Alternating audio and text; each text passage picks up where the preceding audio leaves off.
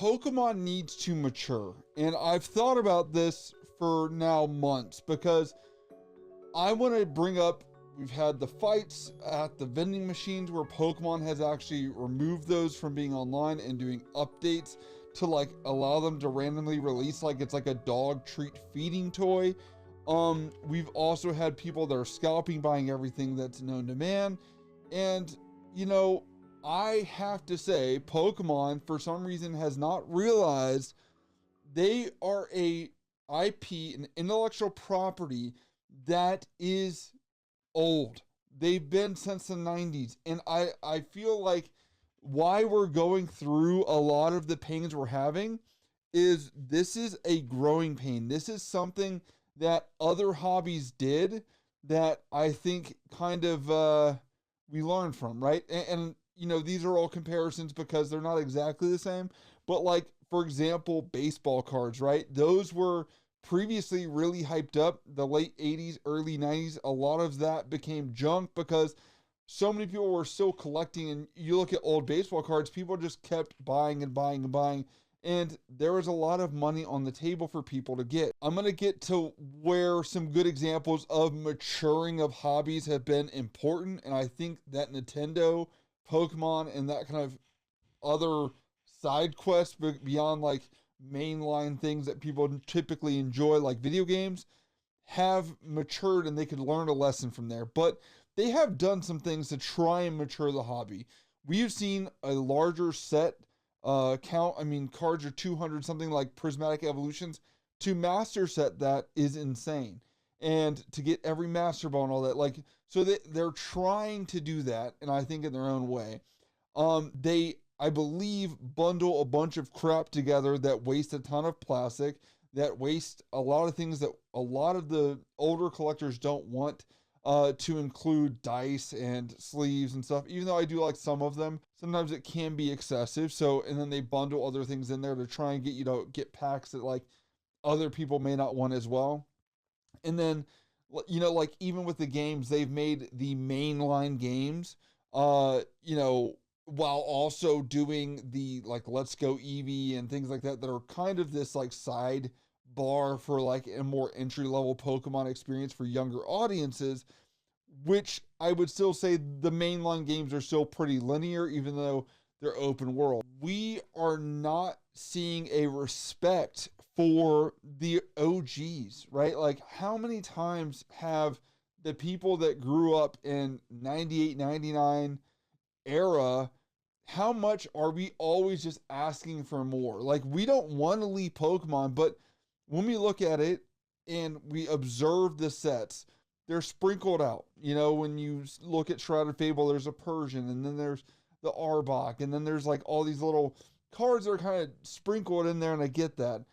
But I think Pokemon has underestimated the true just love for their IP and have not really given love to the original 151 until it was a set 151. Everyone's like, whoa, whoa, whoa, because we didn't really see that.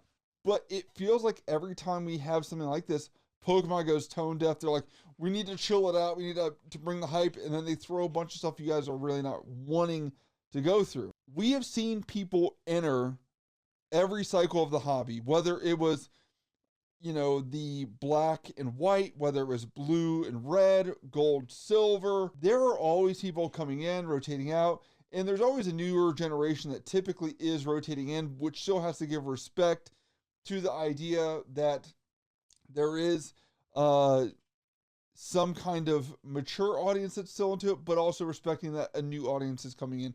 And I know that is difficult, especially in the video game world. I think that there is a very clear correlation here with another game that started out very simple, that was an RPG just like Pokemon, that has developed not as an annual basis game, but I believe Pokemon could do that, and also still giving fans of an older generation a little bit more satisfaction, and that is Zelda. You look at Tears of the Kingdom, you look at Breath of the Wild, you look at all these games and you're like, wow, there's potential that's out there. Like, they took that from what was a 2D looking down into this open world. I mean, you look at Tears of the Kingdom, there's in the sky, on the ground, underneath, the surface layer. There's all these things. I'm like, that is what the people want from the video games. And I think from the cards, there could definitely be another level of that. There's a higher level product. There's something that is there. And I don't know if having it as a kids game, which everyone likes to call this, is really where it should be. I think the idea that this is a kids thing is really here nor there.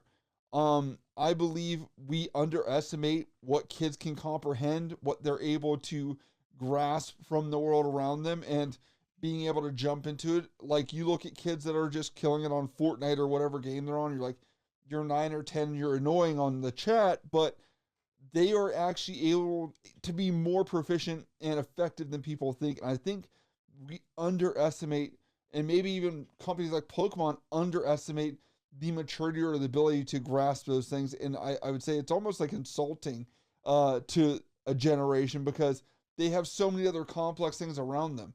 Now, when we go to card shows, and we show up a card like this is the Gardevoir, right? I think it's like 90 to 100 right now, somewhere around there. Like, kids comprehend that. They're understanding trade. Like, these are all things we did inherently. And I think that we need to respect, this is not a kid's game anymore. This is an adult game. And I think a lot of us are asking the Pokemon community to level up, pull up their bootstraps, maybe not release a game every single year, and maybe do it every 3 to 4 years, and take those cycles. When we look at other hobbies or interests that are out there that people really cling on to, like the Disney adults, for example. Yes, there are some similarities, and like big IPs, big interactive things, still making stuff for younger audience, but also appealing to older audience. But there's a big difference. In that IP, you have people that are older trying to revisit younger. Where I don't think the Pokemon community and the people that are into Pokemon are truly wanting to go back to 99 and play red and blue version. That's not the case. And if they wanted to do that, they could. And the cards are kind of the symbolic of that. But I do believe that there is some maturity that has to happen with it. And that is unfortunate. And the prices of cards may have to go up. This may be part of that, even though I don't like that. They're just cardboard, right? Like, that's shiny. But I want to respect, like, there's an older audience. There's more money in this hobby right now, and there will continue to be more. I'm in my 30s, and let's be honest, most people make a lot of their money between about mid 40s to late 60s. That's when you're getting a ton of money, where you probably got some equity in your house, things like that, and you've invested. And this is like playing and, doing some stuff that you want to do, making some moves, and people are already trying to do that and get diversification. And I hate thinking of this in just the monetary value, but we have to respect, this is just kind of the beginning, as a lot of people in their 30s are finally starting to come into more money, starting to come into the ability to actually put money where their mouth is, right? Like, not just sitting here just saying, like, I wish I bought my old collection back. They are really going back and buying their collection, and they're investing in buying new things as well. Whether you're an investor or collector, for example, it doesn't matter. Whether you want to collect the cards and the new price points, or the big hits are now $500+, that might be the case. And that might be part of the maturing process of this, even though that's not the most fun aspect of this.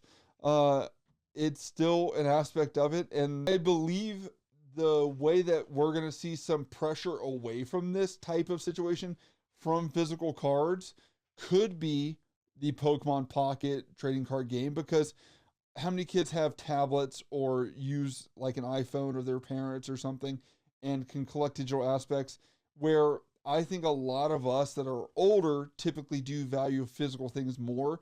But, as people are buying skins and all these other things, that digital stuff is kind of becoming more of the norm, even though you don't truly own it.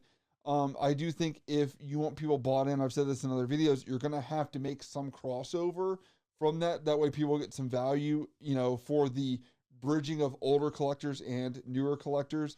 And it will be interesting if that will help bridge that gap so people maybe don't feel as bad. And if anything, that is a total win for the Pokemon Company because they can just not worry about distribution at all. And I know distribution is the buzzword out there, but they really don't. To actually handle and move physical product is super difficult. Digital product is super easy. And the reality is, like, we continue to ask Pokemon for more, whether that be a Pokemon, like this Pokemon Pocket thing was something that was like, why was this not the idea before Pokemon Go? Let's be honest. I think all of us were like, what if they just did the card game? Like, why?